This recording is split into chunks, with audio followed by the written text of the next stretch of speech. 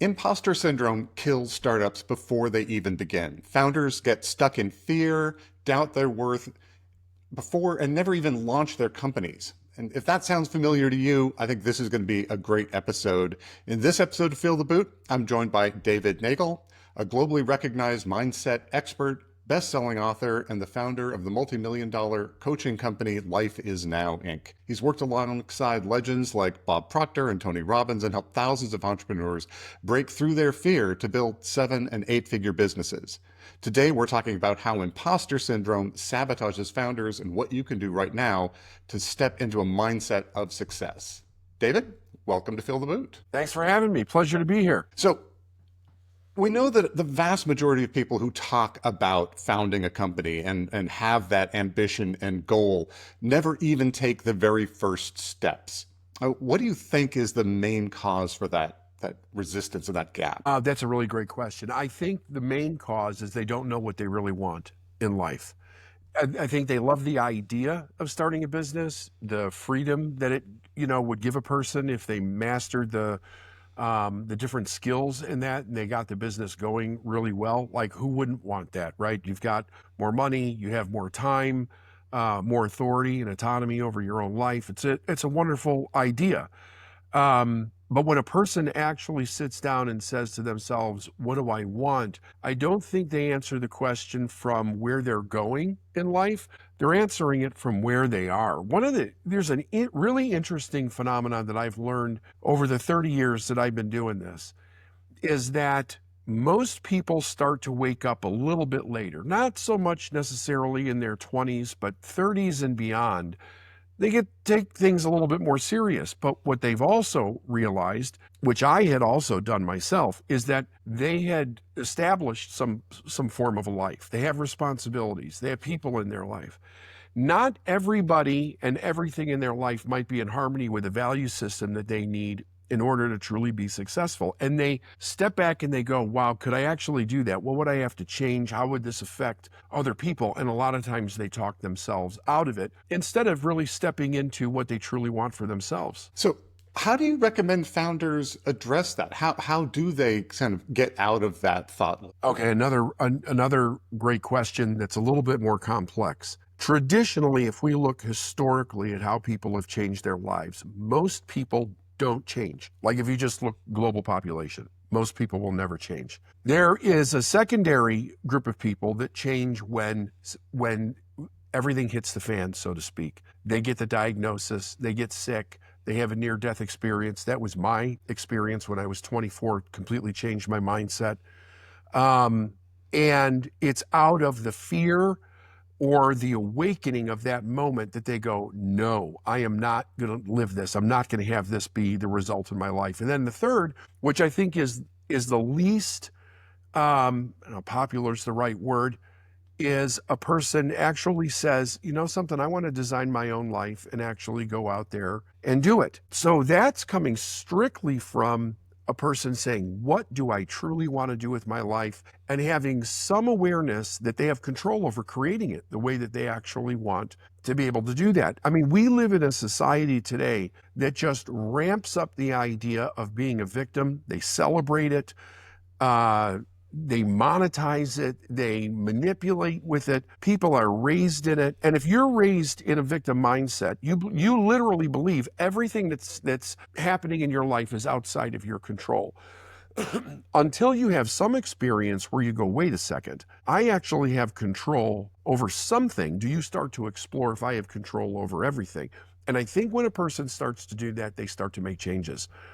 They start to do things differently. Like when people come to me, they're either ready to do something or they're sticking their toe in the water, that's not our ideal client, right? Because our job's not to get you off the couch. Our job's to coach you, and you already have the discipline and the want to step into, like, okay, what skill do I need to learn? What awareness do I need to have? How can I actually get better? Those are the people that we look to work with. And they have magnificent results, those individuals. If they're not certain, they don't, because they've not yet developed discipline and consistency in their life. And I think that if you look at any success, the underlying foundation of it is can I get myself to do what I said I'm going to do? If I can be consistent in that, there's no limit to what I can do. But if I can't, then I'm really in trouble. Yeah, yeah. The ability to actually execute on those things, do the things that aren't necessarily the most fun. And speaking of which, one of the first things you talked about was sort of the importance of understanding where you want to be and what that outcome is going to be. And when I work with founders, I think it's interesting that often, they want to be the CEO of the huge successful company because that is a label that they've heard about. But I think in many cases, it's not actually the life they want to have if they think about what it means. You've got some amazing programmer or some amazing scientist and they've invented something. And I'll talk to them and said, you realize if you're the huge CEO, you will never actually write a line of code or do any science again, right? You are all this other thing, managing, running the business. So how do you help people think through that sort of dichotomy of what they imagine they want or this label versus what they actually want? Well, part of it you just said, it's by getting them to realize what is the actual reality of living the life under that presumptive identity, right? Whether it's whether they actually want to be a coder. So I ask people, what would you do? And I know that sounds cliche, but if you take it serious, it really isn't. What would you love to do that would make you happy every day? Where you could literally get out of bed and go, I absolutely love the work that I do. It challenges me. I can progress in it. I'm good at it. I really enjoy it. Versus this is a label that I would like because I'm trying to cover up from some low self-esteem issues. And I would really like to be recognized for something in my life and also be in control of it. And if I was at the top of the class, then nobody could take me down. They couldn't say that, like I'm at the top, I'm the boss. They can't do anything, which is, we both know that that's not the reality. Because you're working for the people that, that you're employing. So, really, I personally believe we're here for a purpose. I think that the desire of our heart will lead us in that direction if we will follow it, voice versus the voices in our heads. And I think that we have a really good inclination of what we do if we're led by what truly makes us happy, not what makes us lazy or avoidant or, binging Netflix for, 3 days or whatever, but what in working, because we're made to work, what makes you happy in that field? And I think a person should be relentless in pursuing anything that they can to figure that out if they don't know. I love that description. Yeah, it's been an interesting experience for me since I had the exit from my company and, the need to work, the imperative to have that has really had me spending a lot of time thinking about what is it that I want to do, what drives me, what excites me, where do I wish to invest that time, which is why I spend my time creating content for founders and working and coaching with them, because that's what, lights my fuse. That's amazing. Yeah, same with me, really. I was a high school dropout. I had created a bunch of responsibility in my life that I couldn't live up to. I was failing miserably. We went bankrupt. We lost everything in my early 20s, and I had a near-death experience right before that. And I was like, I've got to figure out a way to get out of here. And I had a major meltdown one night at work. I was driving a forklift. I was in a trailer, and I just said, God, if there's a God there, show me something, because I don't know what to do. I'm at my wit's end. And a voice in my head said, change your attitude. And I started working on that. I figured out 3 things to change that night, actually. I said, I'm going to do this for a year and see what happens. 30 days later, I tripled my income. And I thought, what happened? What just happened? This was not supposed to happen. This is in the early 90s. I went from $20,000 a year to $62,000 a year. We were on food stamps and off in a month. And I'm working our way towards buying our first home. And I said, I've got to figure out what I just did, because I know that it wasn't luck, which is what everybody told me. You got lucky. Don't screw this up like you screwed everything else up. And I started studying. I turned my car. I had to drive 100 miles to work one way. So it was 200-mile trip every day. I started buying books on cassette, biographies on cassette, seminars, everything. I got Tony Robbins' Personal Power when it first came out. And I just began learning every day about me. Right? I wanted to know more about me, what I had done. I met my mentor in 1996, who was Bob Proctor. He took me under his wing. I worked with him for 7 years. We owned a company together, did a bunch of magnificent stuff, and then I went out on my own. And I never turned around from that point. I just knew when everything started to change so fast, and I figured I didn't know anything and it changed, what could I do if I did know something? So that's my story in a nutshell right there. Nice. I love it. So what, if you can share, briefly, what were those three insights that you had? Yeah, great question. So, what I did was I realized I had been hearing that, by the way, for my entire childhood. I was a terrible student. All of every year, and I was held back in the fourth grade. I was just a terrible student. I was not interested. So I couldn't get myself to study. And I was thinking to myself, who is somebody that I could relate to in some way to see, like, what's the difference? Like, kind of compare myself to this person. Well, it just so happened that the guy that I worked for, the company that I worked for, was the largest food importer in the United States. And the gentleman that created it started it in his garage. So there was something about the idea that he started it in his garage. He didn't have a big education, and he was able to do this, that I was able to relate to him. And I said, what's the difference between him and me on a granular level? Well, he must have loved what he did, because look at what he created. I mean, it was an enormous operation. He must have done every job to the best of his ability, and I didn't. I worked to go home. I didn't. I was raised in a union environment in Chicago where you were taught from a little child to do not do more than you're paid for, right? You're just a number. They don't care about you. I had this very angry, entitled attitude when I started to go to work in life, and no self-discipline, no work ethic. So then the third thing was treat everybody with total respect. And the reason for that was because this guy, he had one of the first partially automated warehouses in Chicago. And even though there were a lot of people that worked in that warehouse, a lot of it was automated, which was really new technology. He would bring other CEOs to walk through the warehouse to show them on tours, right? And they were all in their suits and everything.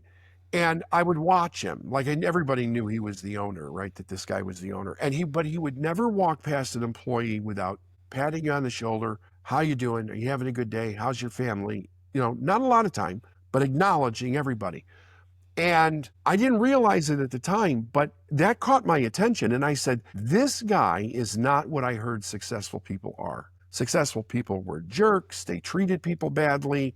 They had no respect for you. You're just a number, as I said before. I'm like, that's not this guy. And I thought, he treats everybody with respect. Now, I will say, I was not raised to be disrespectful to people. Quite the opposite, actually. But my attitude had gotten so bad that I didn't know what to do with all the emotion, and I was taking it out on people. I was not nice to people. I was rude. I was belligerent to people. I just wasn't nice. So I said, I'm going to act like I love what I do. I'm going to do every job to the best of my ability. And I didn't even know what that meant yet, because nobody helped me develop that as a child. And I'm going to treat everybody with total respect. So I came to that decision that night while I was working the rest of that evening. I went home. I got up the next morning and I thought to myself, I don't feel any different than I did yesterday morning. Like, I hate what I do, like all the same emotions. I'm like, I've got to figure out a way to be able to maintain this every day, because I'm making a commitment to do this. I want to get out of this situation. So I figured out how to do that. And I just started doing it from day one, and everything began to change immediately. And what I learned from it, it took me a few years to actually understand this. And this is what really just messed with my head in a good way, because it changed so fast. What changing my attitude did was it changed my perception of life. And when my perception started to change, I could see opportunities that I didn't see before. So people think, oh, I'm smart enough to notice if there was an opportunity that would triple my income. It has nothing to do with intelligence. It has to do with perception. And there was a guy that used to show up at our warehouse twice a week, Tuesdays and Thursdays. His name was Drew Batty. He lived in Whiting, Indiana, and he drove a mobile fuel truck.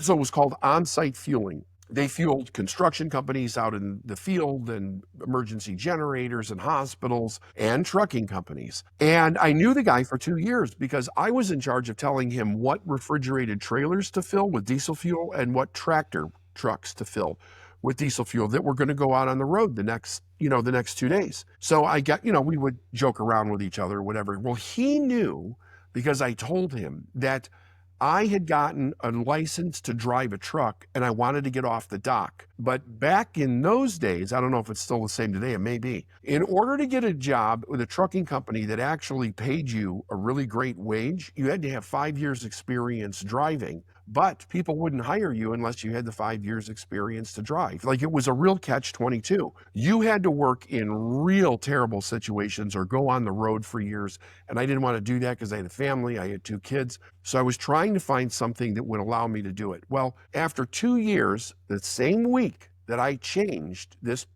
my attitude, he said to me, he goes, "Did you ever find anything driving?" And I said, "No." I said, "But I wish I could." He goes, "Why don't you come to work for us?" And I laughed at him. I was the epitome of arrogant and pompous, right? I was a complete ass, if I can say that. I really was.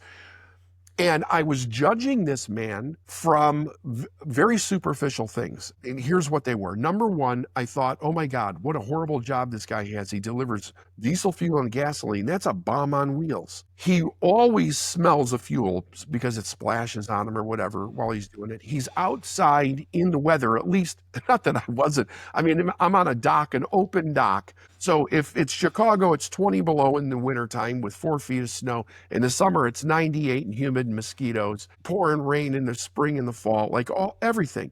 And I'm laughing at this guy, right? Like literally laughing at this guy, like, ha, ha, ha, ha, what do you really have here? So I started going through all of these things. And I said, Drew, first of all, I'm like, man, take no offense, but I mean, that seems like the most dangerous job in the world. I go, has anybody ever died doing that? He goes, yeah, we had a guy die last year.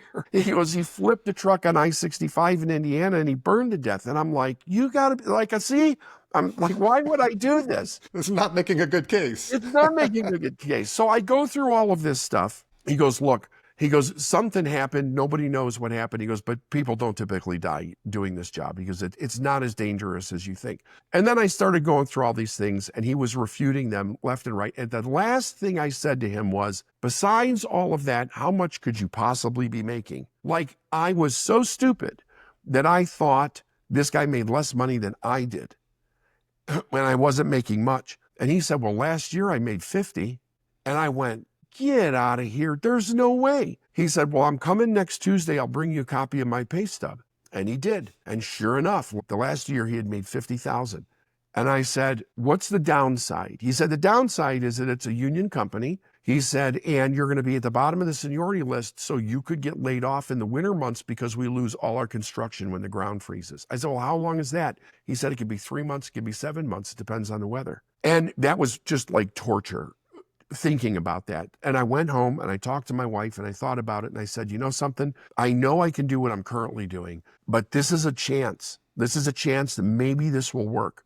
And I quit and I went to work for that company. And with that, it took a period of 1 month and I was making the equivalent of $62,500 in a month. And it actually was a benefit that I was at the bottom of the seniority because I got the most overtime. I got the jobs that other guys didn't want. So I had my pick of as many hours as I wanted to work to earn what I did. And I was like a kid in a candy store with that. Like, I'll work 24 hours a day if you let me, with how much you guys are paying me. Dug myself out of our situation in 12 months, bought our first home, and I just started studying. In 7 years, I went from driving a truck in that company to the top of management, and I was in charge of expanding that company across the country when I decided to step out on my own and start my own business. And I never went back to school for 1 second. I love it. I want to jump in real quick and interrupt this interview to invite you to join my community, The Crossroads. It's for early stage startup founders who are embarking on their journey. If you're building a startup just at the idea stage or trying to raise funds, this is the perfect group to join. It's completely free, full of other founders going through exactly what you're going through. You can share their experiences, learn from what they're seeing out there in the world, and ask questions about the hard things that you're facing. I'll put a link down there and in the description, and I hope to see you at the Crossroads. Now back to David. And that moment of fear is an interesting one where you're looking at that cliff and trying to decide whether to jump off and take that risk. And you go home, talk to your family because it's not just your risk, it's everyone's risk.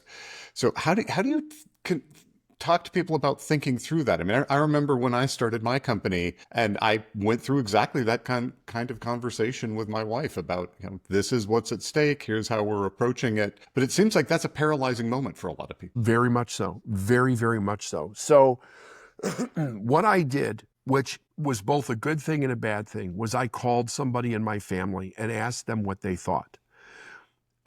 It was an uncle that I had who was in the trucking industry. And I said, you aware of this company? He says, yeah. He goes, actually, sometimes they come in here and fill our trucks on occasion. And I said, well, I've got an opportunity to go. I told him the whole story, not the changing my attitude, but the opportunity part. And he said to me, how much overtime do you get where you are now? And I said, I get all that they can give me, all that they can legally give me. He said, well, I've always felt you should stay where the overtime was. And when he said that to me, I felt my heart sink. So I knew that I wanted him to say, take the chance. And he didn't tell me that. He told me to play it safe. And in that moment, I thought, I am the provider of my family. I have to lead somehow. I have to take this chance, like it is for the betterment, because I knew that I could go back and work on any dock in Chicago. I had the limited skill to be able to do that, even though it didn't pay anything. But this was an opportunity. I had no education. I was a high school dropout. Here's an opportunity for me to make a lot of money, a really good middle class income, and get my family out of this situation. And I talked with my wife about it. She said, I'm going to leave the decision up to you. She said, it's scary, she said, but I could work if we have to, like we'll figure out a way. And I said, I'm going to do this. I'm going to do it. But there were two people that I talked to. Both of them told me, don't do it. They said, play it safe. Yeah, I mean, there are a lot of people who will try to give you that kind of advice, and knowing that you have a plan B, that you can always go back. I remember a friend of mine always said that they're always hiring people to scrape up roadkill, and that pays this much, and that's my worst case fallback. And it was also for I will never take a job that is worse than that, right? Because Right. that's always sitting out there. But it's funny when you ask someone for advice and they give you the answer that you know is wrong and not what you want to hear. That can be clarifying. I used to actually keep a coin in my pocket that I would flip when I needed to make hard decisions, because I discovered that either it would reinforce what I wanted or it would go against what my core understanding was, and I would reject the flip. So it was not guiding my fate, but it was a sort of forcing function to get you off the fence and make a decision have to happen. That's brilliant. I love that. I've actually done that way back in the day, and then picked it up and flipped it again because I didn't like the answer. And that tells you everything. Like as soon as you pick it up to flip it again, you're like, okay, I actually know the answer to this. I'm just having a hard time accepting that is the correct direction to go. Yeah, I think I got to tell you, I do think in the beginning, the scariest part for me was, could I get myself to continue to do what I said I was going to do? Because I didn't trust myself. I had never been able to do that my whole life because I hated everything about school, most of it, like 99%. And I didn't know if I could. And I had to recommit every day. I had to dig in every day. I had no personal or professional development skills whatsoever. That I learned along the way. But that was part of my dedication to myself to figure out how to make this. I was like, why can other people do this and I can't? And I learned so much in that journey. It changed my whole life. So do you think that sort of ties into the problem of imposter syndrome, that people don't believe that they will be able to stick with it, or have sort of those doubts overwhelm them when in fact they could, they've done it before, they could do it again. Right. Yeah, I do think so. I think the major problem is that traditionally we're raised incorrectly. We're raised by people that don't know how to raise people. It goes back multiple generations. We're taught to be responsible for how other people feel, so we never develop a really solid sense of self. We're always adjusting based on the feedback that we're getting from the person sitting across from us. That when you do that to a child in a very young age, you create an insecure kid. They get into school, they're constantly trying to fit into a peer group. Instead of saying, here's what I really want, it's like, what peer group will accept me? And then that's usually a terrible situation. It goes into their adult life, and before a teenager or a young adult even knows who they are, they're put in a situation where they now have to fend for themselves. They very often get married at the first person that says, I love you, something like that. And now they're creating this thing of their life without really knowing who they are. And it's either you're going to continue down this road of this false self that I call it, because it's not real. It is, here's the beliefs, the values that your parents gave you. And if those don't lead you to the best part of yourself, they're taking you away from it. There's no middle ground. And for most people, it takes them away from it. So it's a real conundrum that we have in society. Like, there's no qualification to be a parent, you know? So without any individual saying, hey, you know something, there were a lot of holes in my childhood. I would really like to learn how to be a much better parent, which most people don't do, at least not in the beginning. They just pass along whatever dysfunction was given to them. Yeah, absolutely. So I want to pivot a little bit here. I think one of the problems with imposter syndrome is that sort of confidence and an authoritative positioning is critical to founders. And when they're going out and they're trying to bring in co-founders or bring in investors, they need to be able to project a sort of unwavering belief in this vision that they have in the direction that they're trying to go. But inside, they're often torn up by imposter syndrome, which undercuts the strength of that message. And then, of course, you also don't want to be getting into a Dunning-Kruger effect where you're actually completely off base in the sense of authority you have. So what's your guidance for how people can get around that and be authentically authoritative about what they're doing? I think to be authentically authoritative, it's like they say in sales, be a product of your product, right? If it is something that you truly want, it's really connected to you emotionally, I think that you will speak from a place of authority and authenticity, right? Sometimes authenticity is better than authority. Like, if people, investors and stuff, if they see that you really believe in what you're doing, they'll say this kid will grow or this person will grow as they go with it, because the most important thing is that they believe in their dream or their idea, their business, whatever it is that they're doing. Not everybody will, but a lot of people will do that. They want to see that somebody's connected to it passionately. I think that's the first part. And whereas a lot of people try to buy into something that's like the next big thing, and they're just not convincing, if they're sitting in a investment round, or if they're, looking at hiring, or they're trying to get really great playing team to come work for them, they're just not convincing. And people do not want to invest their time, money, and life when somebody is not solid. Like, I'm solid, this is what it is. I mean, if I say to somebody, you know something, I believe in this 100%. I have no idea how we're going to get there. I don't know how we're going to do it, but I'm committed with it to every fiber of my being. That's a sales pitch, right? Versus trying to give you all the flash and bulbs about something when you can tell the person's not connected to it. The next bright, shiny thing that comes down the road, they're liable to jump on if this isn't working. And then I've wasted my time working for you or investing for you or even trusting you because you can't trust yourself. Yeah, I like what you're saying about authenticity, because I think most people have pretty well developed BS detectors, and you kind of know it when you see it, and it feels like this flim flam man coming in and trying to sell you this. Whereas you're right, that clear articulation of belief and vision and intent is stronger. And certainly with startups, most of them are going to pivot. So the exact details of what your plan is and precisely what you're going to do actually don't matter that much, because you're almost certainly going to be doing something else. But the person at the helm and the key team, that's the thing that's going to be staying the course that you need to be betting on. Absolutely. I totally agree with that. So do you have any other advice on sort of how to keep going and maintain that momentum? Because I think that is a real concern for a lot of people, that they've got this early burst of energy and excitement about what they're doing, but inevitably there are periods of adversity, and this founder's journey almost always severe adversity where, it's going to be a struggle to keep going, but only through surviving those phases can you hit that successful outcome. So how do you help people navigate that? So a couple of things. Number one, I'm a stickler with make sure you're doing the thing that you want to do. Don't just do it for money. Make sure it's what you want to do, right? If you're doing that, of course, we're all going to go through growth periods. We're going to go through ups and downs. We're going to have good days and bad days. Things are going to go wrong. But if you will not judge yourself and view everything as a lesson and realize that there is no mistake, error, or lesson without a solution on the other side, if you come from that, like, that's an absolute universal principle.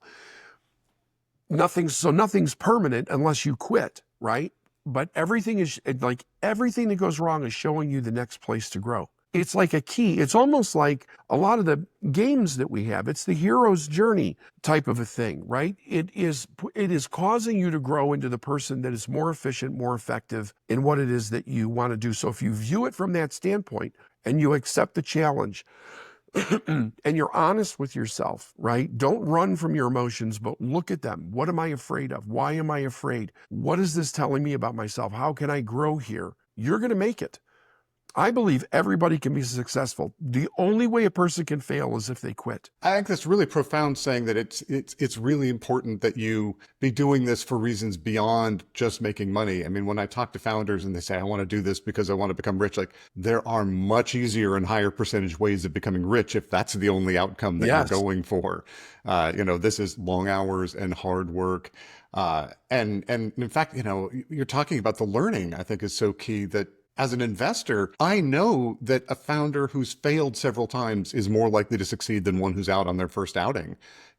Someone was asking me in a workshop I was just doing recently whether the fact that they had failed as a founder in the past was some skeleton that they needed to be careful about and would be held against them. And just trying to convince, like, no, this is gold experience that you have. And most successful founders have been through that a couple of times. Yeah.